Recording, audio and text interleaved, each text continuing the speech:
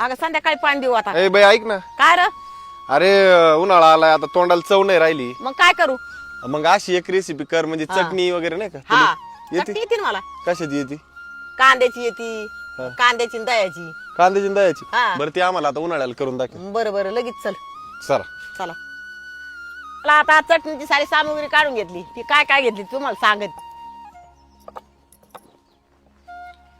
चला आता आपण कांदा कापून घेऊ. कसा आहे जरी बारीक आहे कापला मोठाला कापला तर त्याला काय नाही.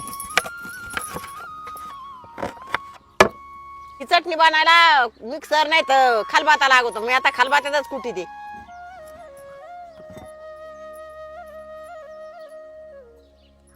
आता हे मिश्रण सारं खलबात्यात कुटून घेऊ.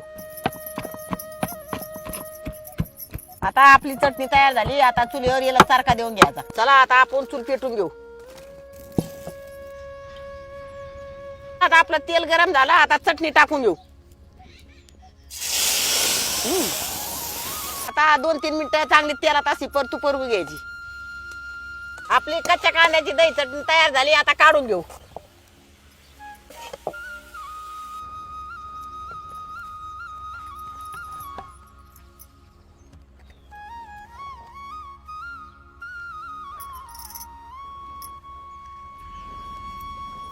आता उन्हाळा लागलाय आणि तोंडाला चव नाही राहत तर तुम्ही दही चटणी अशी नक्की करून खा.